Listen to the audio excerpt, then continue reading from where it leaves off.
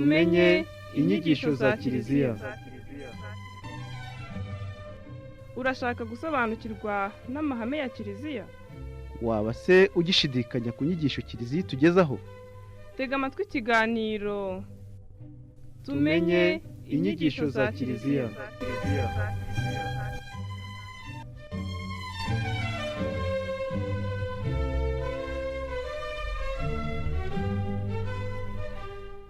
Nshuti bakunzi muteze amatwi Radio Maria Rwanda, tugeze mu mwanya w'ikiganiro Tumenye inyigisho za Kiliziya, aho tuganira uyu munsi ku nsanganyamatsiko igira iti nk'abemera tube muri adiveni tuyisobanukiwe.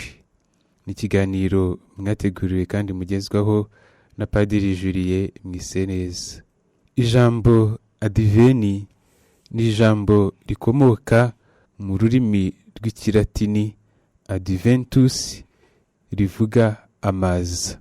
Mu isezerano risa, iri jambo rikaba rifite ibisobanuro bibiri ugendeye ku gisobanuro cyaryo cyo mu rurimi rw'ikigereki.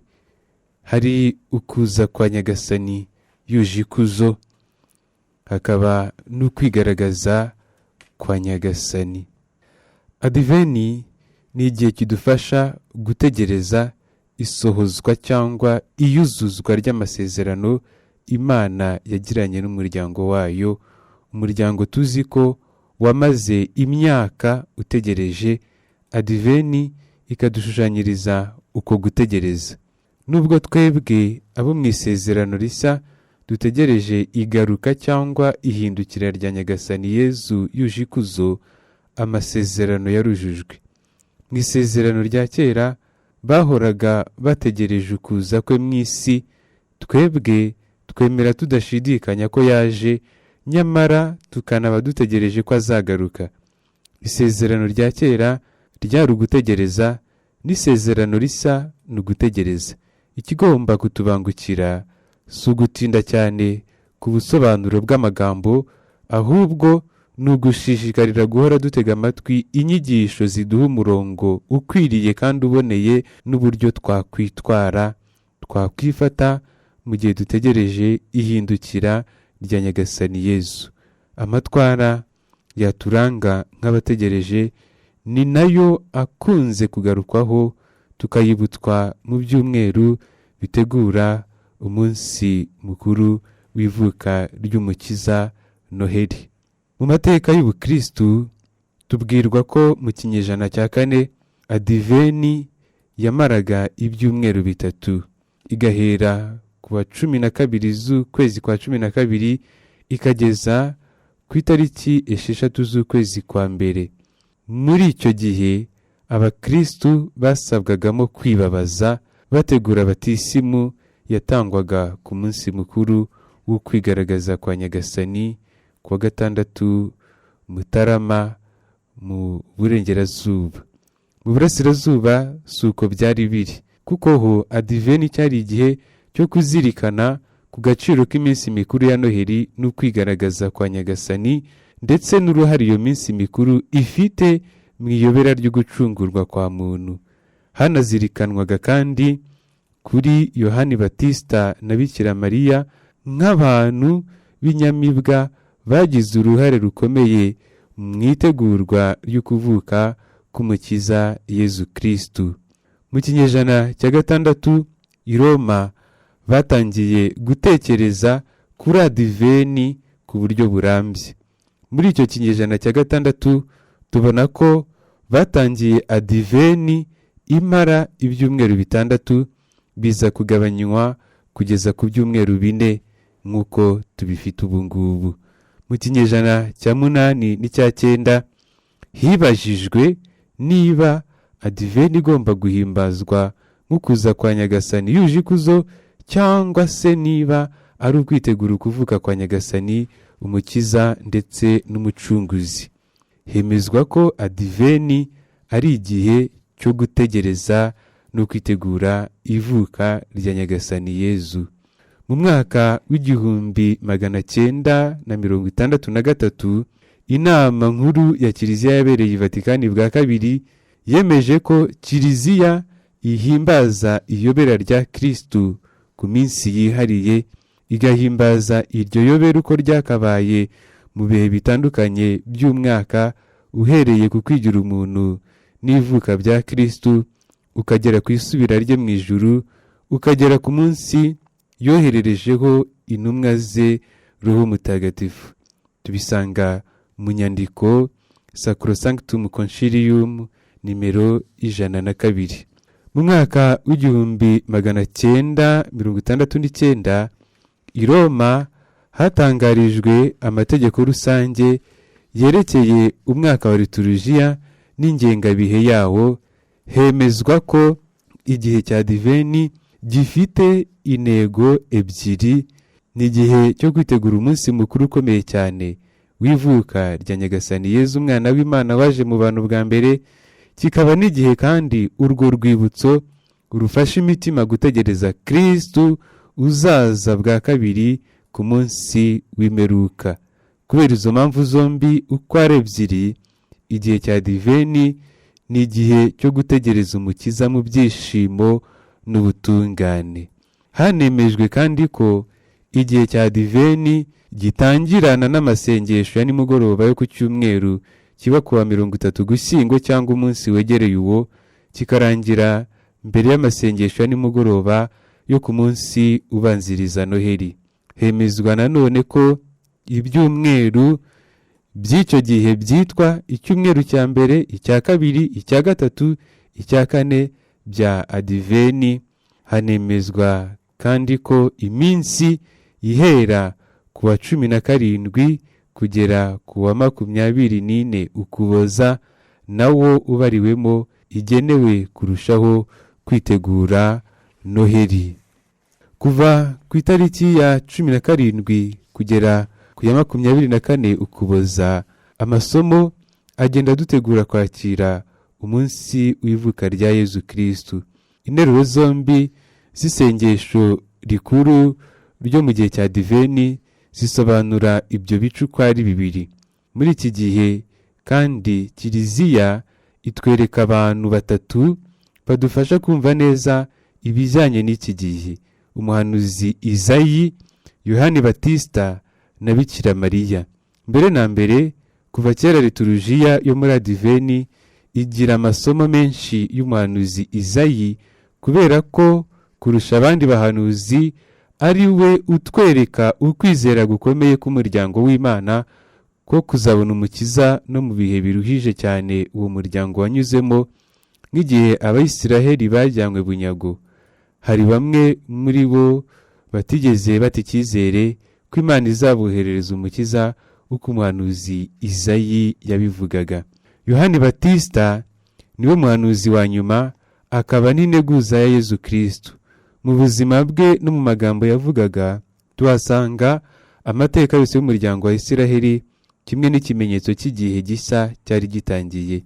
Ubwe ni ikimenyetso cya Adiveni, kuko ari ikimenyetso cy'ukuntu Imana yinjira mu mateka y'umuryango wayo nk'integuza ya Yezu Kristu, akaba afite inshingano zo gutegura inzira za Nyagasani, akereka abo mu gihe cye inzira y'agakiza, nk'uko tubizirikana mu Ivanjiri ya Mutagatifu Matayo umutwe wa 3 kuva ku murongo wa 1 kugera ku wa 12, mu Ivanjiri ya Mutagatifu Mariko kuva ku mutwe wa 1 umurongo wa 1 kugera ku wa 8, no mu Ivanjiri ya Mutagatifu Luka umutwe wa 3 kuva ku murongo wa 1 kugera ku wa 17. Ivanjiri ya Luka itubwira ko yahuguraga rubanda mu nyigisho nyinshi, abagezaho inkuru nziza, ariko cyane cyane yerekanye Kristu wari mu bantu batamuzi. Ivanjiri ya Yohani ibigarukaho mu mutwe wa 1 kuva ku murongo wa 29 kugera kwa 34. Mu gihe cya Adiveni tunabona n'ukuntu Bikira Mariya yafatanije n'icyifuzo cy'Imana cyo gukiza abantu, yemera kutubyarira umukiza, akaba ari n'urugero rw'umuntu wakijijwe n'Imana utagira icyaha. Nk'uko byagarutsweho kandi byigaragaza, Adiveni ni igihe cya liturujia rero kibumbye ibyumweru 4 bibanziriza umunsi w'ivuka rya Yesu Noheli. Kuko tubisanga mu muco wa kera, abakristu bacana buji ku cyumweru cya mbere, bakagenda bongeraho indi buri cyumweru gikurikiyeho, bikaba ikimenyetso cy'urumuri ruba ruzavuga ku mugoroba wa Noheli, urumuri rugenda rwiyongera. Izo buji akenshi zishyirwa mu gitereko kimwe.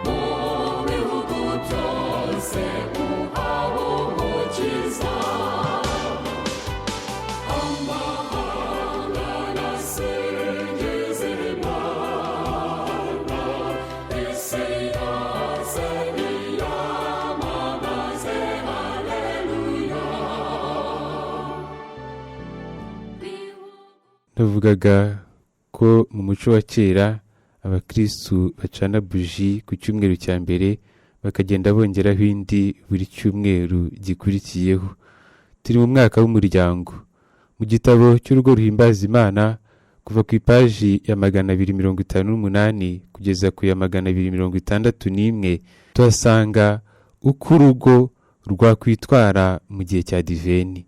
Mu gihe cya diveni, urugo narwo ruba rwitegura kuzakira Kristu, urumuri rw'isi uzaruvukiramo ku munsi wa Noheli, kugira ngo atsiratsize umwijima w'icyaha. Muri iki gihe kandi ibara ry'isine rikoreshwa riba rigaragaza ko urwo rugo rutegereje umukiza uzaruvukiramo. Kugira ngo urwo rugo rugaragaze igihe rurimo cyo kwitegura, rushobora gutegura ikamba rya diveni rizaherekeza igihe cya diveni kugeza kuri Noheli.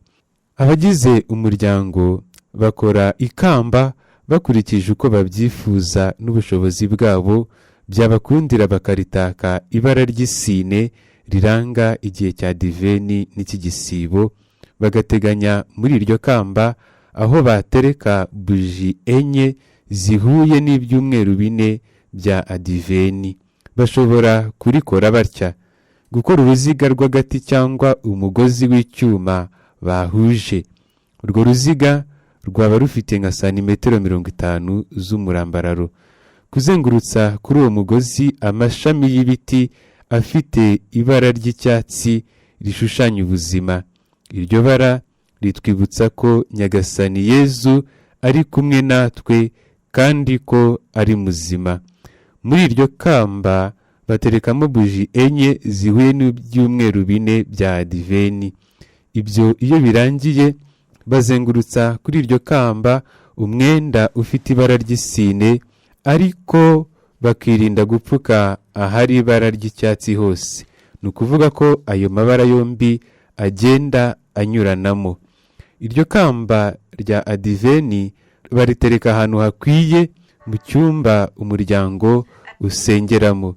Buri cyumweru cya adiveni bagezeho bagicanira itara ryacyo mu gihe bagiye gutangira isengesho. Iyo batarakigeraho buji yacyo ntibayicana. Ku cyumweru cya mbere bakongeza buji ya mbere, ku cya kabiri bagakongeza n'iya kabiri, ubwo zikaba zibaye ebyiri zifite urumuri, gutyo gutyo kugeza ku cyumweru cya kane aho ziba zikongeje zose. Ibyo bikagenda byerekana ko Kristo rumuri rw'isi yegereje. Isengesho ry'umuryango imbere y'ikamba rya adiveni ryo rikorwa gute? Hari ugucana urumuri, umwe mu bana niwe ukongeza buji imwe, ebyiri se, eshatu cyangwa enye bitewe n'icyumweru bagezeho. Muri icyo gihe bose bagatera hejuru bagira bati uragasingizwa Kristo, urumuri ruhoraho rw'Imana nzima, uragasingizwa Nyagasani. Nuko papa w'urugo cyangwa umukuru warwo akavuga iki gisingizo agira ati singizwa Nyagasani, wowe rumuri nyakuri, dufashe kwitegura amaza y'umwana wawe utuvana mu mwijima akatwinjiza mu rumuri rwawe rw'agatangaza. Ubwo agakurikiraho ijambo ry'Imana aho basoma ivanjiri liturujiya iteganya kuri uwo munsi, bakaba bakurikizaho kuyizirikana batuje cyangwa se basangira ijambo ryabaguye ku mutima. Nyuma yo gusangira iryo jambo hakurikiraho amasengesho yo gusaba. Papa w'urugo akabatumirira gutura Imana amasengesho yabo.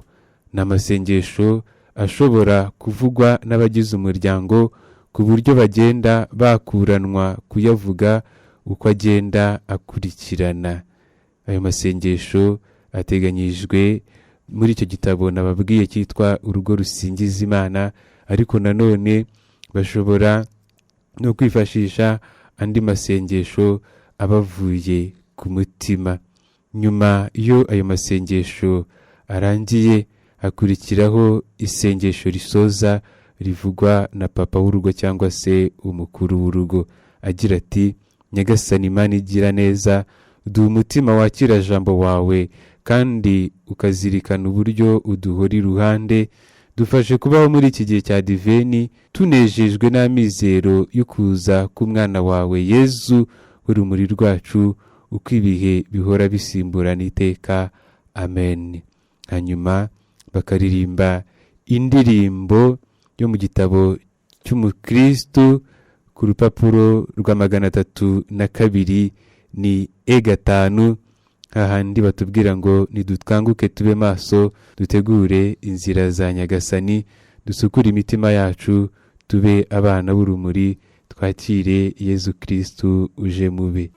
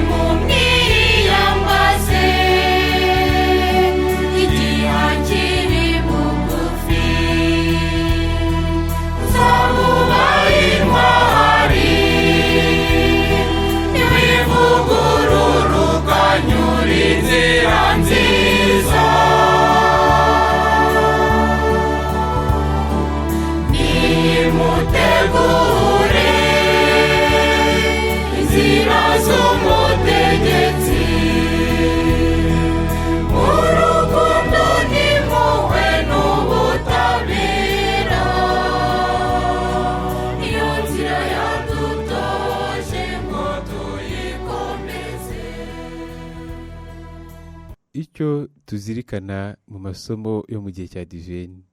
Mu gihe cya diveni dutegereza umukiza, tukamutegereza twishimye, twambaza, twihana, twikosora, twivugurura, kugira ngo umukiza avukire mu mitima yacu, ayisange ikeye kandi ituje.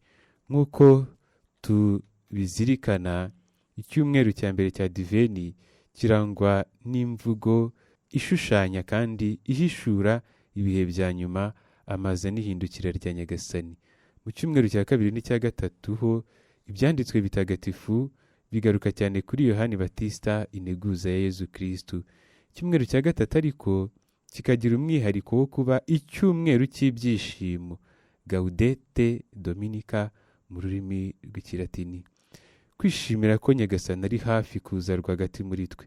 Iki cyumweru kirangwa no gucana itara rya gatatu ku rugori rwa diveni cyangwa ku ikamba rya diveni, bigasobanura ko urumuri rugenda rurushaho kutwigaragariza, ari nako rutanga ibyishimo byisumbuyeho. Iki cyumweru cyitwa rero icy'ibyishimo. Amasomo matagatifu na Zaburi dutega amatwi tuyararikirwamo kuzirikana ku byishimo. Turabizi, iyo umuntu yakoze urugendo rurerure n'amaguru agiye gusura inshuti cyangwa se agiye gusengera ahantu kure hitaruye, aragenda, yagera hakaruha, akarambirwa, agacika intege, ndetse agatangira gusa n'uwivovota yicuza icyamuhagurukije. Nyamara iyo atangiye kubonera hafi aho hantu arimo ajya, akahatera imboni, mu kuharunguruka wa munaniro uhita ushira, akumva agize imbaraga, ndetse mu kanyamuneza agatangira kumwenyura no kwishima, ubwo akarushaho gukataza. Ibi byishimo nibyo twagereranya n'ibyo kuri iki cyumweru cya gatatu cya diveni. Natwe tuba tumaze ibyumweru bitatu twitegura umushyitsi muhire, dukora imyitozo yo guhinduka no kwivugurura ngo azasange dukeye ku mutima. Nyamara ntitugomba kurambirwa ngo ducike intege, kuko aba ari hafi. Icyumweru cya kane kigaruka cyane ku ivuka rya Yezu, bikagaragazwa n'umumarayika usura Yozefu na Mariya. Muri adiveni dutegereza nde? Mu gihe cya diveni dutegereza Yezu Kristu nk'umucunguzi n'umukiza, kandi tukamutegereza nk'umucamanza. Ariko Yezu nk'umucunguzi n'umukiza yaraje, kandi ahora aza guha icyerekezo ubuzima bwacu. Yaraje adutoza kumumenya, kumukunda no kuzabana nawe igihe azagarukira nk'umucamanza, aje gucira imanza abazima n'abapfuye. Cya gihe tuzima ingoma hamwe nawe, tukamusingiza ubudahwema, tudategwa cyangwa ngo dusobwe, niba ariko twarabiharaniye, dore ko ari we ubwe mu kubidushishikariza yivugiye ngo guhera igihe cya Yohani Batista kugeza ubu, ingoma y'ijuru iraharanirwa, abibyihare nibo bayikukana. Twategereza dute? Twaharanira dute kumwitegura? Mbere na mbere, ababyeyi muzirikane ya myiteguro yose mugira iyo mwiteguye kwakira umwana uzavuka mu muryango. Twanazirikana kandi imyiteguro tugira iyo tuzahabwa amasakaramentu cyangwa tuzayahesha. Kugira ngo tudatungurwa, hari imyiteguro ngombwa tugira. Mu buzima busanzwe tuzi uburyo twitegura umushyitsi muhire, inshuti cyangwa undi muntu ukomeye. Turaharura, tugakubura, tugakoropa, tukamesa akambaro kagacya, tugakaraba neza, tugashaka amazimana adasanzwe, tugatera insina mu cyerekezo araturukamo. Si iyo myiteguro y'inyuma gusa, haba n'imyiteguro y'umutima. Uko mwakirana urugwiro, nkamuhoberana ubwuzu bwuje urukundo, nkamusekera, nkamwishimira iyo angezeho. Kuko ntabwo naba niteguye umushyitsi ngo asange nakambije imanga. No muri adiveni rero, icyo dusabwa ni ugutegereza twishimye, tugategura imitima, tugaharanira isuku yayo. Imanga, udusozi n'utununga tw'ibyaha, ibyo byose bigasizwa. Gutegereza kwacu ntibivuga kuguma hamwe, ahubwo kudusaba nanone kugira n'ibikorwa byiza, guhaguruka no gusanganira Yezu uje atugana. Yezu Kristo waje, uhora aza kandi uzagaruka, adusaba no kumusanganira. No mu muco wacu wa Kinyarwanda ndetse n'uw'ahandi, iyo utegereje umushyitsi wa kure uritegura, ariko kandi ukanamusanganira. Ibyo bikanatwereka ko impano y'ubukristo bwacu twakiriye ari urugendo, urugendo rugana ijuru, urugendo rusanganira Yezu Kristo. Tujye tuzirikana icyo urwo rugendo rudusaba. Urugendo rusanzwe turabizi, rudusaba umwambaro, inkoni, amazi se, ifunguro ry'imamba, itike n'utundi tuntu. Ibi byose ariko turabifite no mu buzima nsabaniramana, kuko dufite ijambo ry'Imana, tukagira ukarisitiya ntagatifu, tukagira penetensiya, ishapure n'imyitozo nyobokamana twakorera mu masengesho ya za noveni zitandukanye. Byose ni ngombwa. Icy'ingenzi nanone ni ifunguro, kuko rituma umuntu agira imbaraga. Ubwo turihabwa kenshi, tukaba dusabwa no kugerekaho kurihabwa n'isuku. Ni ukuvuga twahawe penetensiya kugira ngo ritugirire akamaro, kuko uguhora twakirana umwanda ifunguro ritagatifu si bitagatifu, ni ifunguro riba riteguye neza. Muri adiveni rero, kwisukura no kubitoza abandi ni ngombwa, tukanabigerekaho urukundo rwigomwa kandi rwitanga.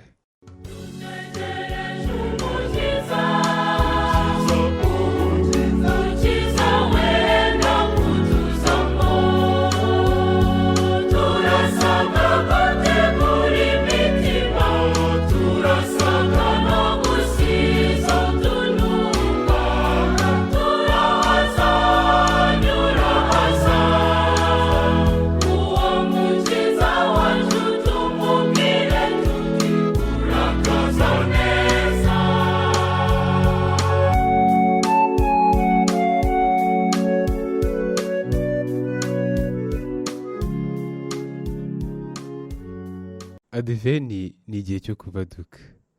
Umuntu mu buzima bwe ahora ategereje buri gihe.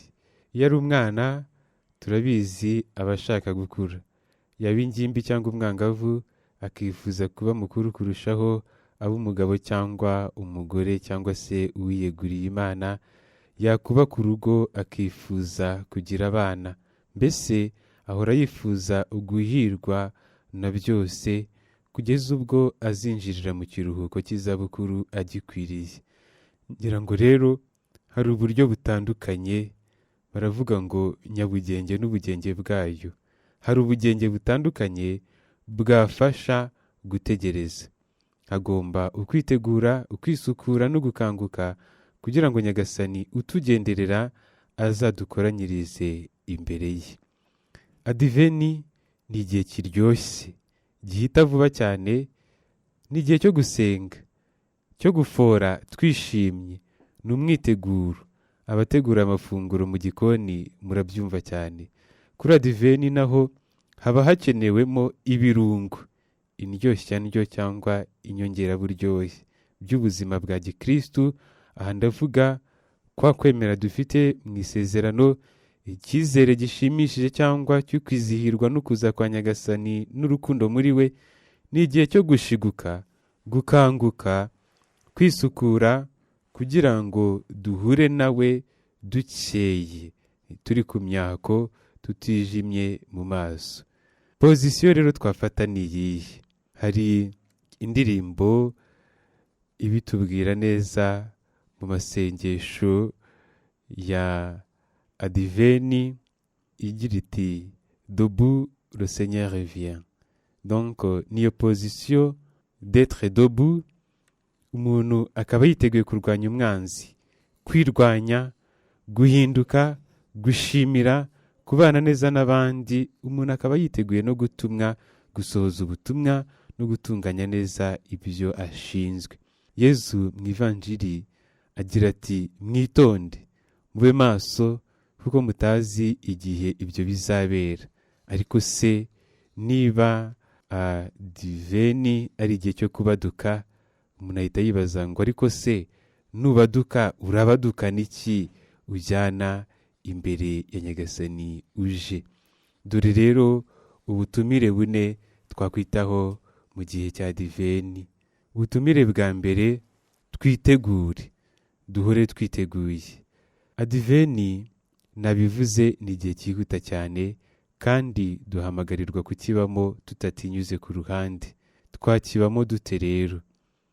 Mu buryo bwo kwitegura, mu buryo bwa roho, hari ukuzirikana ijambo ry'Imana rya buri munsi, umuntu agafata umwanya, uwo mwanya akawugenera bikwiriye, akawuharira kuzirikana ijambo ry'Imana cyangwa se byibura ivanjiri y'uwo munsi. Hari ugusoma azirikana ibitabo by'abatagatifu n'ibindi bitabo by'ubuyoboke.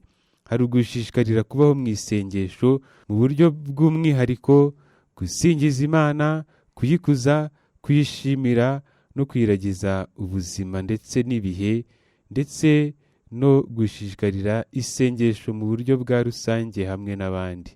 Hari ukugira umwanya w'umwiherero, waba ari uw'igihe kinini cyangwa se gitoya. Hari ugukora urugendo nyobokamana, hari uguhabwa isakramenu rya penetensiya no gushengerera ukarisitiya ntagatifu, ubwo bikajyana no kuyihabwa. Hari ugusabira abarwayi n'abandi bafite ibibazo binyuranye. Mu buryo bw'ubufatanye n'abandi naho hari icyakorwa. Hari uguhitamo igikorwa cyaguhuza n'abandi, cyane cyane abakene, abatereranywe, ingorwa, imbabare, abarwayi, abirengagizwa, abasaza n'abakecuru ndetse n'abasheshe akanguhe. Abo ngabo umuntu agashaka igikorwa cyamuhuza nabo, cyaba ari icyo kubagoboka, cyaba ari icyo kubegera ukabaganiriza, dore ko ijambo ryiza ari mugenzi w'Imana. Hari gusura ababyeyi bawe direkte n'abandi bakuru bo mu muryango mugari. Hari ukwigomwa kuvuga nabi, kwigomwa amagambo asesereza n'akomeretsa kubo dusanga n'abadusanga. Hari gusura abarwayi mu rugo cyangwa aho barwariye ku bitaro. Hari gusaba imbabazi ubwo umuntu aba yumva atarazisaba. Hari ukugira igikorwa gito gifasha kwifungura no kwifungurira abandi, kabone naho byaba ari ukubwira bonjour cyangwa mwaramutse, mwiriwe uwo muhuye. Hari ukumusekera n'utundi dukorwa duto dutoya tudasaba imbaraga nyinshi. Hari ukuzirikana imiryango y'ubu n'ibiyugarije biyona cyangwa biyinyunyuza imitsi, kuzirikana ubukene bw'abakene, uburwayi bw'abarwayi, ibyugarije urubyiruko rw'ubu ngubu n'abana b'ubu ngubu, noneho hakabaho kubasabira. Mu runana n'abo mu yandi madini cyangwa amatorero naho hari icyakorwa. Hari ukugira umuhuro wa kivandimwe nabo, abari mu rugo badahuje amadini cyangwa amatorero bagafatanya byibura isengesho, aho kugira ngo buri wese yihinahine ukwe. Mu buryo bw'iyamamazabutumwa naho hari igishobora kuba cyakorwa. Adiveni itwereka ko ubuzima bw'umukristu n'ubwa kiliziya ari ubwo gutuma ivanjiri imenyekana, yamamara, kwijyana rero mu mahanga yose, kugira ngo Yezu Kristu Imana yohereje amenyekane mu bantu bose. Ni ngombwa kuko umunsi mukuru w'ivuka rya Nyagasani tuba twitegura Noheli, ni uburyo budasanzwe bwo kwamamaza ivanjiri. Adiveni rero idufasha mu myiteguro, igomba kutubera igihe cyo kureba uko wenda hazabaho ifunguro ry'umuryango kuri Noheli, noneho twese nk'abagize umuryango tukumva ko Yezu ari rwagati muri twebwe. N'igihe twakwifuriza abamenyi bacu, inshuti zacu n'abavandimwe bacu umunsi mukuru mwiza w'ivuka rya Nyagasani. Dukunze kuvuga cyangwa kwandikirana ngo Noheli nziza, ariko noneho tuzavuge ngo umunsi mukuru mwiza w'ivuka rya Nyagasani. Ibi ngibi tukabitegura mu gihe cya Adiveni. Ni igihe nanone cyo gutegura isengesho cyangwa se intention de prière tuzashyira Yezu mu kirugu. Cyane cyane murabizi ukuntu dusura ikirugu tugiye kuramya. Ntibibe umuco w'abana gusa, ahubwo bibe n'uw'abakuru. Ngende negera imbere y'ikirugu, nce bugufi, niyorose, mfukame n'urisengesho ryanjye mu bwiyorose, agapapuro kariho ibyifuzo byanjye n'abanjye nsabira ngasige imbere ya Yezu uryamye mu kirugu hamwe n'ituro ryanjye. Buri wese wabihugukiwe kandi wifuza kurumbuka imbuto mu rugendo rwe arimo agana ubutagatifu mu guharanira ubutungane, ngira ngo mu nyurabwenge rye, mu ihitamo rye rimunogeye, yumvise inkomanga y'icyo yakora kugira ngo ategurire umutima we kwiyakiramo Yezu uje amugana, umwami w'amahoro, umukiza n'umucunguzi. Ubutumire bwa kabiri ni ubugira buti dukanguke, dushiguke, tuve mu bitotsi. Adiveni ni igihe cyo gukanguka tukava mu bitotsi kugira ngo twakire uje atugana, uje ngo tugendane mu muhanda w'umutima wacu, ngo azatuvukire tugumane nawe, tube hamwe nawe, aturimo mu byishimo, mu rukundo no mu mahoro. Mu isengesho ryacu dukomeza gusaba Imana ngo ikomeze idukangure. Birumvikana ko tunayereka hahandi hose dusinziriye, tukanayereka ibyatumye dusinzira. Muri Singizwa ku rupapuro rwa 24 tuhasanga indirimbo ivuga ngo ijoro ryigiyeyo, naho umunsi nguyu uregereje, nimwikwize intwaro z'urumuri. Iki gihe tugezemo muvandimwe ni cyo gukanguka tukaba abana b'urumuri. Nimuhunge ibikorwa by'umwijima, nimukore ibikorwa by'urumuri, kuko ari zo ntwaro z'urumuri. Kanguka muvandimwe, kanguka wowe usinziriye, umva Kristu araguhamagara, ari ku rugi rw'umutima wawe, mukingurire aze mwibanire, umva ijwi rye nunangire umutima. Arashaka ko mwibanira ngo iwawe ahagire iruhukiro, umutima wawe awugire ingoro ye, mwemere aze mwibanire, akuruhure ibikunaniza kandi aguture ibikuremereye. Pawulo mutagatifu mu ibaruwa yandikiye Abanyaroma umutwe wa 13 kuva ku murongo wa 11 kugeza ku wa 12, nawe agira ati, igihe kirageze cyo gushiguka mu bitotsi, kuko ukurokorwa kuturi hafi ubu ngubu kurusha igihe twakiriye ukwemera. Ijoro rirakuze, umunsi ugiye gucya. Nitwiyake rero ibikorwa by'umwijima, maze twambare intwaro z'urumuri. Iyo umuntu rero abona ibi byose akwiriye kwitaho, yirinda kurangara uko ariko kose, nta mwijima. Ubwira Nyagasani uti, nshengera Nyagasani, umenye umutima wanjye, nyobora inzira ihoraho. Bisaba rero iki? Nugukanguka tugasohoka mu bitotsi, mbese nta n'ingonera tugacya. Nidukanguke tube maso, dutegure inzira za Nyagasani, dusukure imitima yacu, tube abana b'urumuri. Twakire Yezu Kristu uza mube. Igitero cy'indirimbo twibuke ko kinagira kiti, nimusenge mwitegure, nimukere koko ingoma ye. Nanone hakaza ikigira kiti, nta cyaha Nyagasani atababarira, ni mugane uwabahanze abareme bundi busa.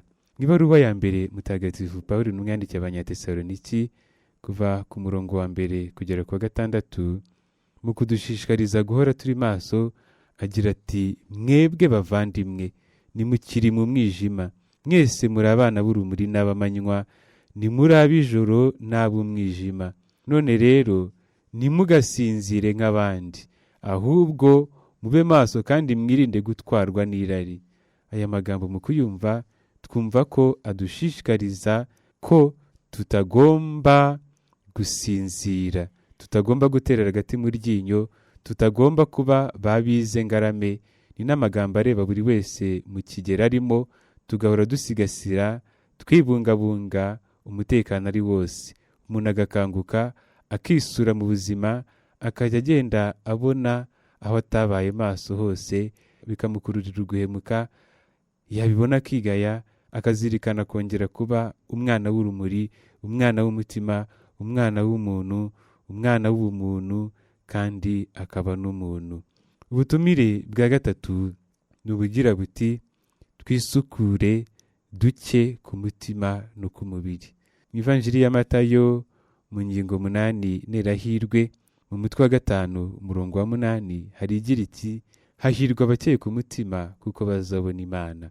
Mutagatifu Pawulo n'umwana we mu ibaruwa ya 2 yandikiye Abanyakoreni mu mutwe wa 7 umurongo wa 1 akagira ati nshuti nkunda, ubwo twashyikirijwe ayo masezerano nitwivaneho ubwandu bwose bw'umubiri n'ubw'umutima, twirundurire ubutungane mu gitinyiro cy'Imana. Ubusukurwe rero bw'umutima ni ngombwa cyane niba koko dushishikariye kuzabona Imana. Mu ibaruwa yandikiwe Abahebureyi umutwe wa 12 umurongo wa 14 turahabwirwa ngo nimuharanire kugirana amahoro n'abantu bose no gutunga ubutungane, kuko utabufite atazigera abona Imana. Ubutumire bwa 4 ni ubugira buti duhuzwe n'Imana. Guhuzwa n'Imana nanabyita kuba imbere yayo tukayemerera, tukayirekurira ikatuyobora, hahandi imipango cyangwa imishinga yacu yose igomba guca bugufi imbere y'Imana twifuzaho, tukareka ikaba mu byo dupanga, ikabigendanamo natwe, kuko burya si twe tugena mbere na mbere uko bizamera, turapanga hanyuma Imana y'ubwayo niyo igena ishyirwa mu bikorwa kandi ikanagendana natwe muri iryo shyirwa mu bikorwa, ikatugenda imbere n'inyuma, ikatugenda iburyo n'ibumoso, idusigasiye, iduhumuriza, iducungiye umutekano ngo tudatsikira, ntihagire umwanzi cyangwa umugome, abagizi ba nabi se n'ababisha batubuza uburyo. Muri ubutumire bune ngira ngo tuhabonera ibidutindahaza n'ibitudindiza, ibitubuza guhura no guhuza, ku buryo tugera ku butumire bwo guhuzwa n'Imana turi abavuga rumwe, kuko ibyadutanyaga inema ya Nyagasani iba yabisenye, tukaba turi abantu bakundanye, tureba mu cyerekezo kimwe, twaretse Imana ikatuvugurura, tukaba mu mahoro no mu rukundo, kuko twese aba ari ntawijimye, haba ari aho tubona ndetse n'aho tutabona. Adiveni ngo twabibonye itwigisha ko turi mu gihe gihita, kuko dutegereje isi nshya n'ijuru rishya igihe Yezu Kristu azagarukira. Ntabwo ubu buzima turimo ari bwo bwonyine tuzagira, Imana yaturemeye kuzabana nayo mu ijuru. Ibi ngibi nibyo bituma tubaho dutegereje mu byishimo igihe Yezu Kristu azagarukira. Bityo Adiveni ni igihe cy'amizero akomeye y'Abakristu Kiliziya itwibutsamo ko tugomba guhinduka buri gihe, tugakanguka, tukava mu biduhuma amaso, tukava no muri bwa bwikunde bwacu, kugira ngo tuzashobore kubana n'Imana.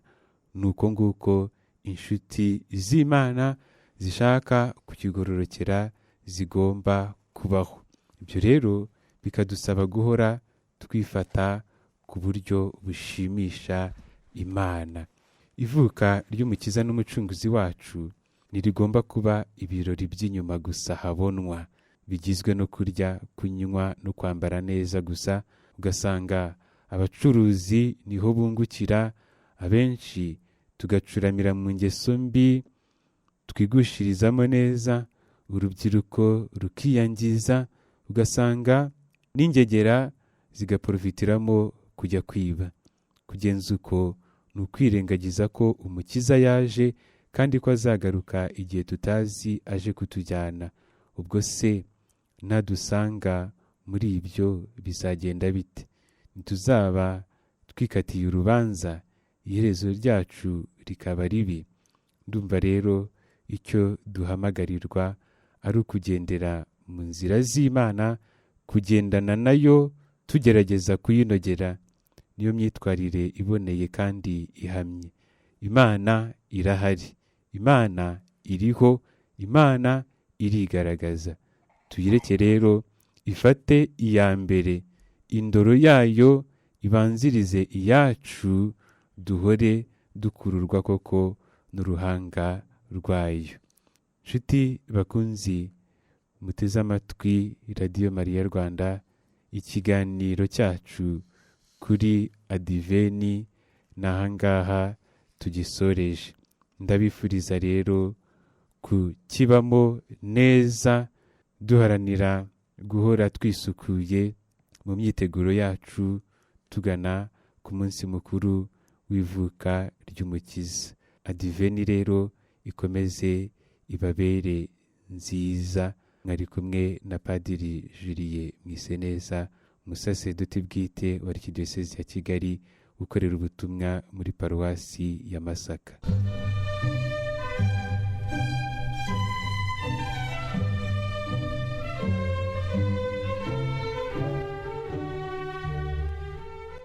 tumenye inyigisho za Kiliziya.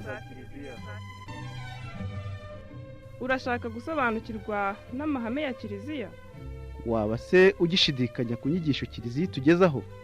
Tega amatwi ikiganiro Tumenye inyigisho za Kiliziya.